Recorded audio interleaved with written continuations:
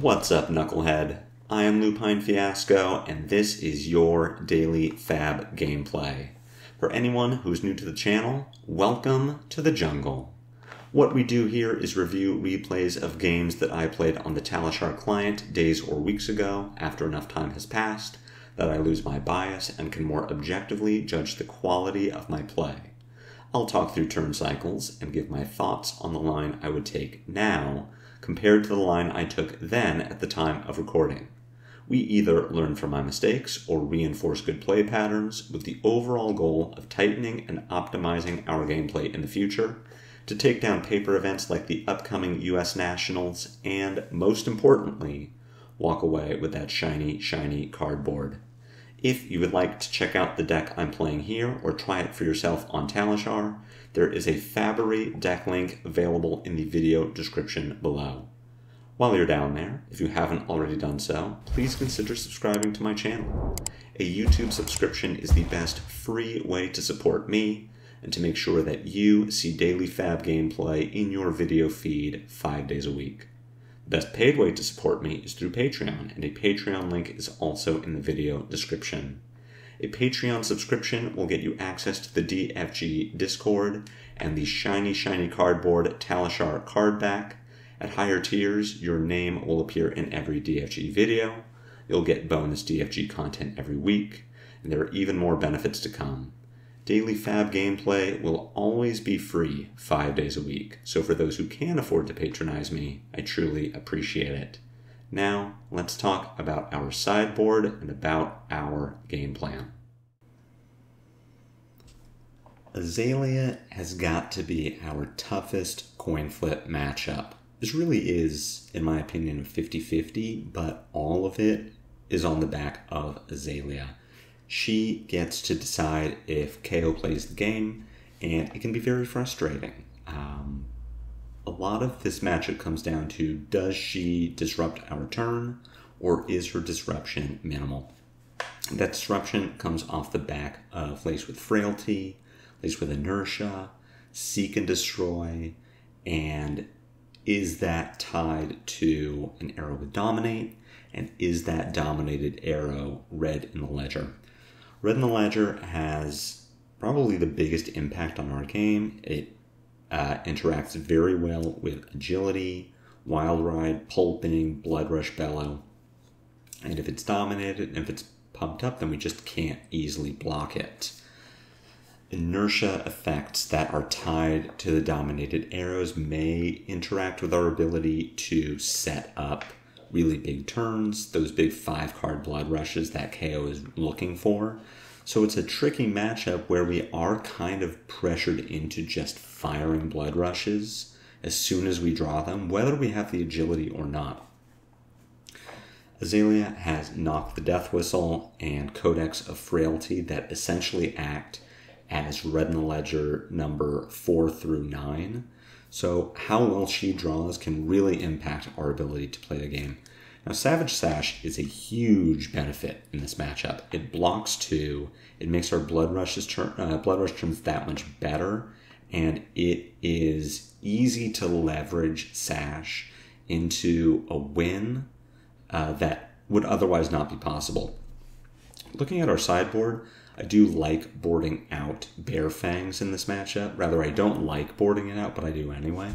I also board out Cast Bones because Azalea's disruption has the potential to negatively impact our Cast Bones setup.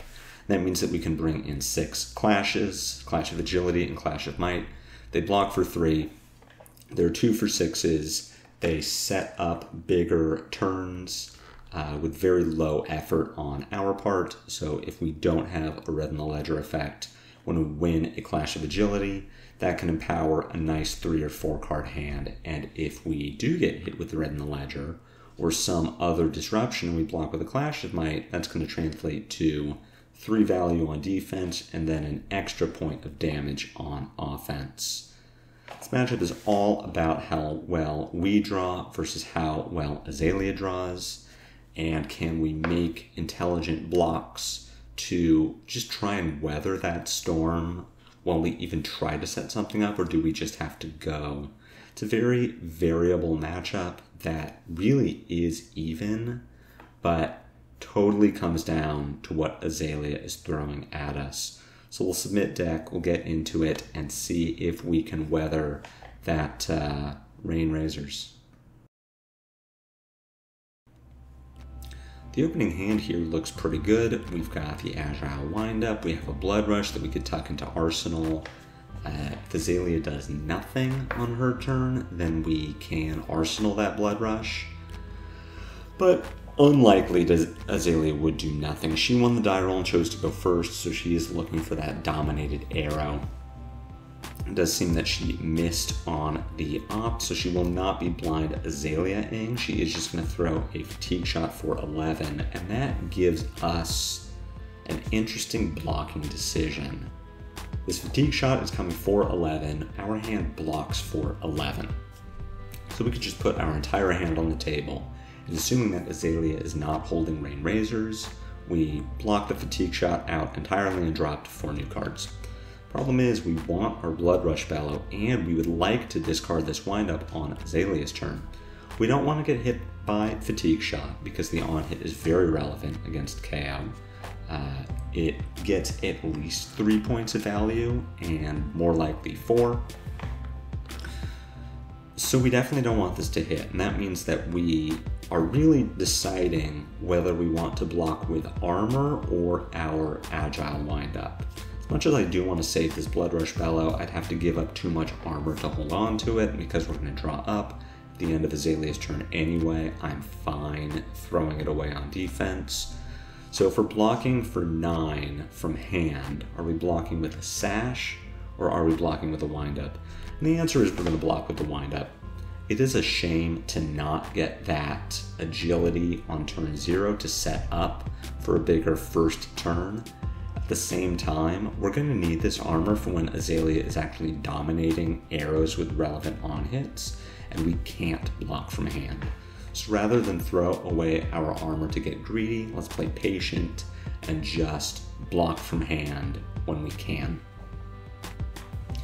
We are a little punished because nothing in our hand has go again, and if we did have that agility, we would actually be able to play out 4 cards. At the same time, we can play out 3 of these cards and arsenal the 4th, so we aren't taking an intellect penalty. This is a pretty simple Beast Within, pitch the Riled Up, discard Mighty Windup to make 2 mites, and then Arsenal Pack Hunt. The more aggressive line we could take would be to attack with Mandible Claw, pitch Riled Up, then pitch Beast Within to play Pack Hunt. We get in, discarding our Mighty Windup to give the Mandible Claw go again. We get 8 damage instead of 6. We still make those 2 mites, and we don't leave ourselves with an arsenal that could potentially get punished by an inertia or seek and destroy effect. But I do like trying to set up a little where I can, and that means that we can arsenal this Pack Hunt and wait to get punished by the inertia rather than play as if we already had inertia. Azalea blocks with a Bolton Shot, which is great news for us if she is not going to be able to convert 5-card hand to offense. We draw into a pretty interesting hand of cards with a Wild Ride that doesn't block and an Agile Windup that doesn't block very well. If we could keep 5 cards here, that'd be great. I just feel like we probably won't be able to. Azalea playing out Release the Tension, putting the aim counter on Fatigue Shot, which might just be a way to use an extra resource. Any of my Ranger playing viewers can tell me if I'm forgetting about a 0-cost instant or reaction that cares about an aim counter on an arrow. But to me, this just says Azalea likes a neat and tidy board state and didn't want that floating resource. We could block this Fatigue Shot if we wanted to put 3 pieces of armor and a card from hand in front of it. And the thing is, I probably don't want to do that. There is no on-hit tied to this Fatigue Shot besides the Fatigue Shot effect. There's no Blood Rot, there's no Lace with Inertia. So we would be taking 8 here and then losing another 3 damage because our Wild Ride gets its attack power cut in half, but that's kind of just okay. If it means we get to convert a 5-card hand to offense. So I think the answer here is just don't block the fatigue shot. Just take our 8, lose 3 on offense, but throw a 5-card hand at Azalea and probably set up an arsenal at the same time. Do we want to discard Agile Windup at the end of Azalea's turn? The answer is probably not. I'm not sure what that would do for us besides let us open with a Swing Big rather than a Wild Ride. And it would be nice to know that we aren't discarding Swing Big to the Wild Ride effect. At the same time, Swing Big loses an extra point of damage from the fatigue shot compared to Wild Ride. Wild Ride attacks for now 3 plus 2 might, as opposed to Swing Big that loses 4 damage. And we can just play the Wild Ride, pitch our blue, take the 66% chance that we discard something other than Swing Big, and then go from there. That is what happens. It's a little unfortunate that we discard the blue. It would have been nice to discard this yellow instead. But we at least do get to play a Swing Big. That is what I'm going to do with the yellow in hand. We could have attacked with a Mandible Claw, then pitched Swing Big to attack with a Pack Hunt. We get 1 more point of damage, but we lose our arsenal, and I really don't want to lose an arsenal if I can avoid it. We draw into the fabled Blood Rush hand of Blood Rush Beast Within blue and a superfluous card that we can use on defense. Azalea is going to knock into Red in the Ledger. Let's see what she can do with it. She does have the Tunic resource available, so if she plays Pump from hand, this is going to be a dominated 11 that really is going to impact our turn. We've got a Seek and Destroy effect here too. But Red in the Ledger just coming in for 8, which means that we actually can block this with equipment and cards from hand. If we do that, if we block 9, which we would do with Flesh Bag, Savage Sash, Scab Skins, and E-Strike, we are setting ourselves up to get blown out by Rain Razors.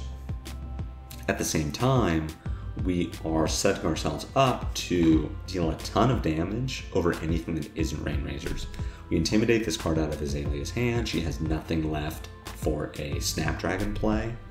And that sounds pretty good to me. I am okay taking the chance here that she has the Rain Razors blowout if it means getting this huge turn on our side of the table.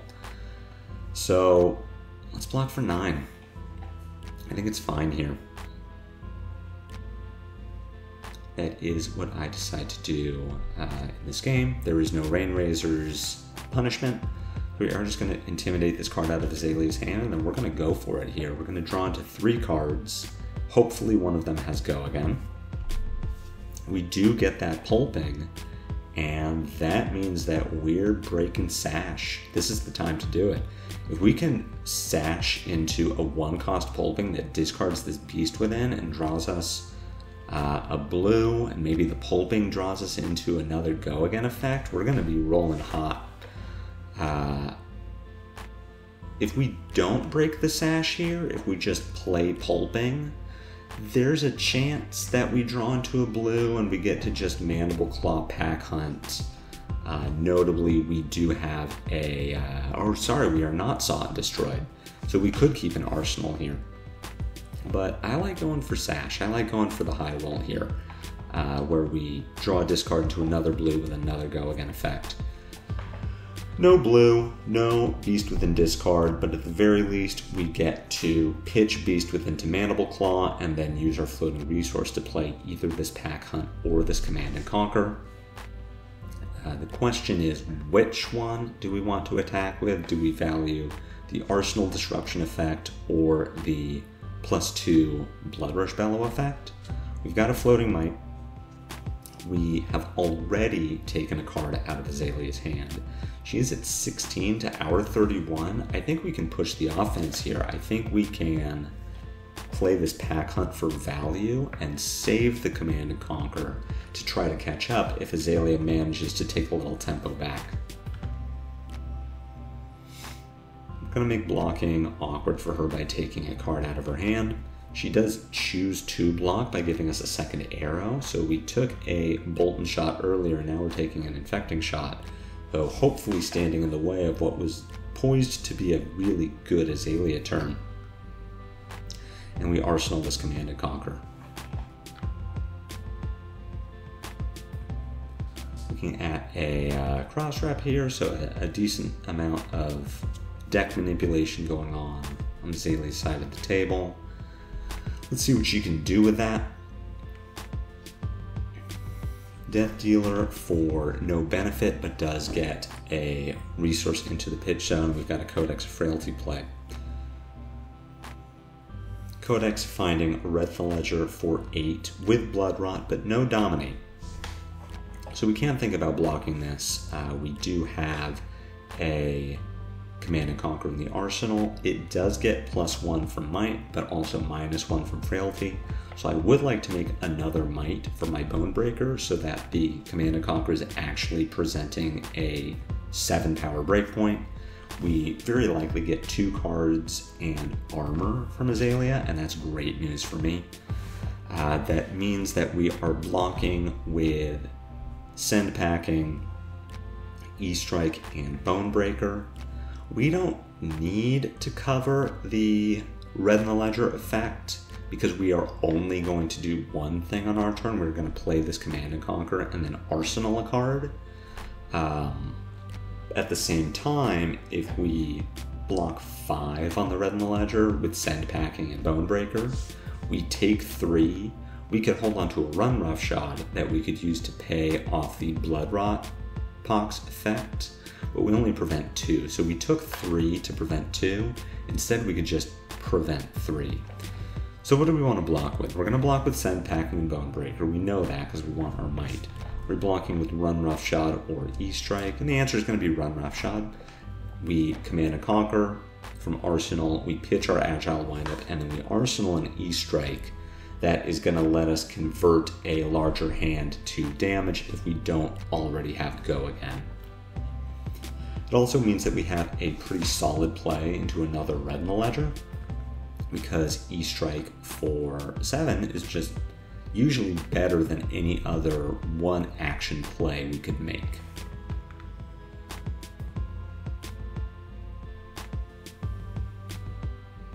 Yeah, everything goes according to plan. Block out the 8. And just throw this CNC for 7. See what we can get out of Azalea to prevent the on-hit. We do get 2 arrows and we get the Tunic. Tunic was used fairly recently, so this isn't a huge pickup, but Azalea was 2 turns away from being able to Tunic again, and anytime we can get armor is just a good thing for us.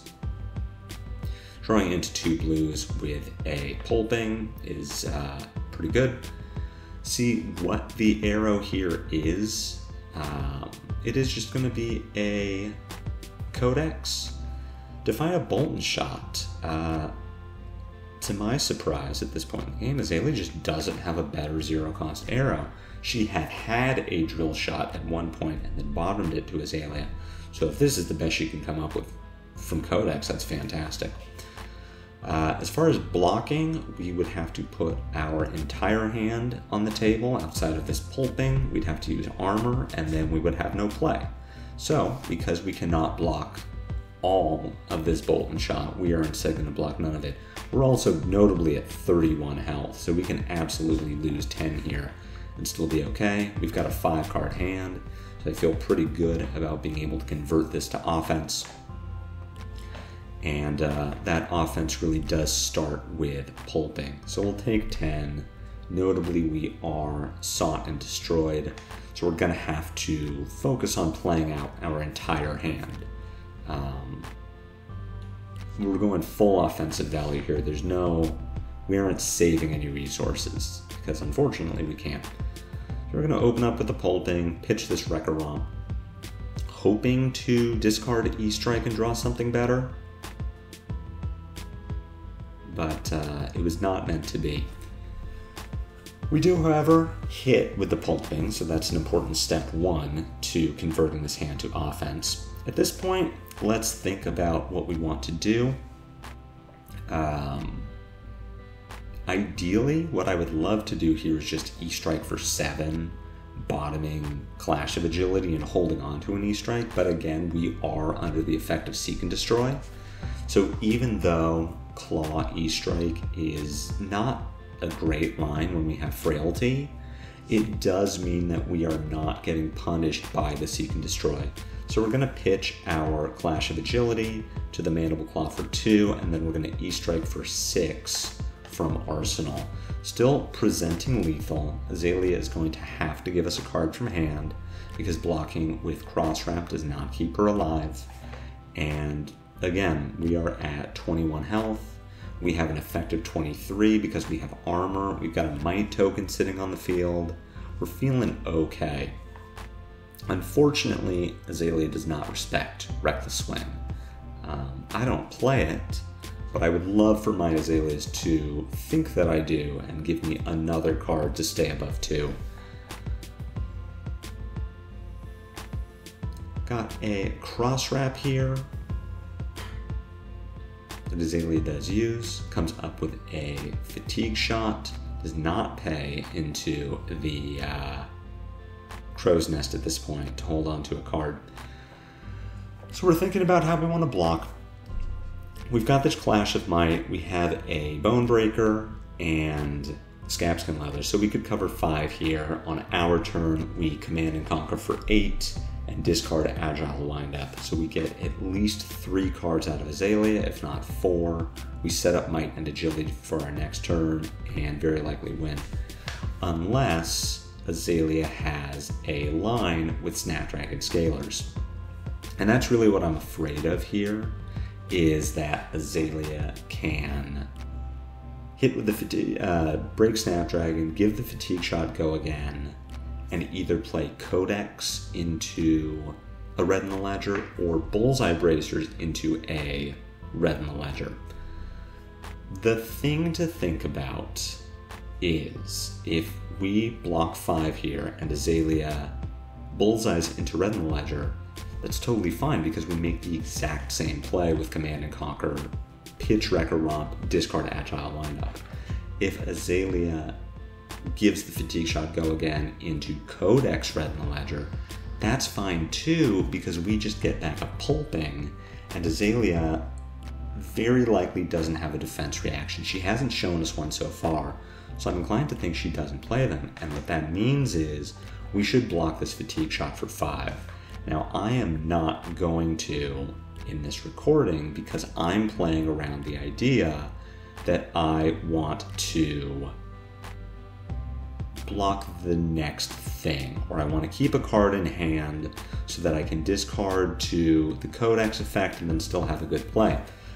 But because we don't care about Red in the Ledger if it comes from hand with the Bullseye Bracers, we just want our 2 more Mights from Clash and Bonebreaker, and if it's a Codex play, we win because we have Pulping, so we really should have blocked there with Clash, Bonebreaker, and Scabskins. We still get to convert this hand to offense, but it isn't going to be for very much because we have the Fatigue Shot effect, which only affects attack action, so we can't even clear it with Mandible Claw.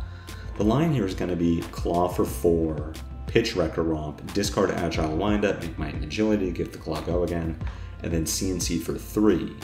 And we are getting 2 cards, at least 2 cards out of Azalea, and very likely Cross Wrap as well.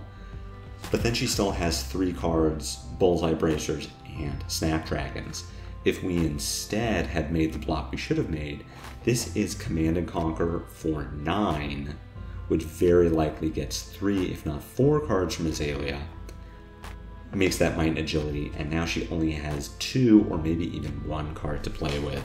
So we're in a much better position if we make the smart block, as opposed to what at the time I thought was the conservative block, but really was just the dumb block, because we had that set up to play around Bullseye Red in the Ledger, Bullseye Remorseless, Bullseye Fatigue Shot, or just Codex.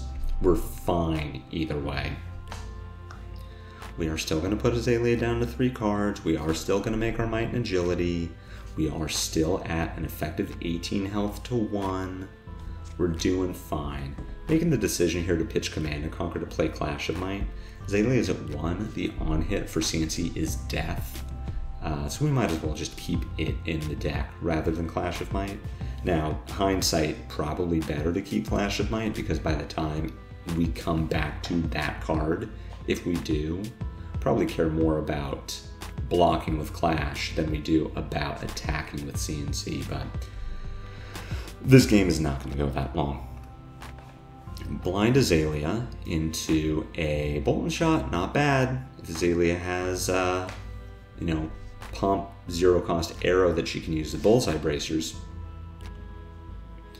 Just looking at the codexes here, correctly realizing that we have a Pulping and that Codex is actively bad for Azalea.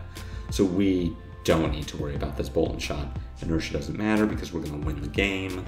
Whatever Azalea does to us is totally fine. There is no 0-cost arrow she has that disrupts our ability to kill her. And if she does play Codex, she just loses to Pulping. She does just arsenal the card past the turn, and at this point, it is a pretty simple line to kill her. We smash Instinct for 6 with Go Again. That does intimidate a card out of her hand.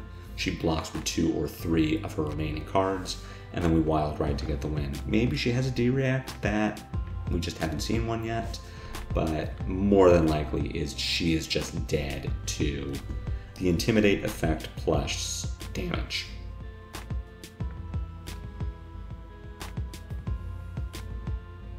And she gives us the good games. We're going to assume that is the case, and we are just going to pack it up. Really good damage on our side of the board. Good conversion of big hands into offense. Good Savage Sash usage that let us push a Blood Rush turn into 3 Chainlings. Blood Rush was a 1 for 6, and we got to keep an arsenal. But most importantly, Azalea did not push the disruption. She didn't play enough red in the ledgers. She didn't get that turn 0 dominate shenaniganery and that turn 0 dominate cheese. And if we get to play that mid-rangey setup game that we're trying to play against Azalea, she has no chance. She needs to chain disruption, keep us off of big hands, and we didn't see our Azalea do that through no fault of her own. It is a very variable matchup. But how Kayo wins is when Azalea misses her disruption. Sash, huge player in this matchup now. Very, very good card. And I don't think it dramatically impacts our chance at winning. Doesn't dramatically impact that 50-50, but it feels like we have a lot more agency, and sometimes that's all we need. I hope you enjoyed this video. I hope you learned something. If so, be sure to take that like button to Pound Town. My comments are always open for any questions or feedback. If you haven't already done so, please consider a YouTube subscription. It's free. It helps me out a lot. But no matter what you do, have yourself a great weekend. Catch me back here on Monday for more daily FaB gameplay. And until the next time I see you, take care.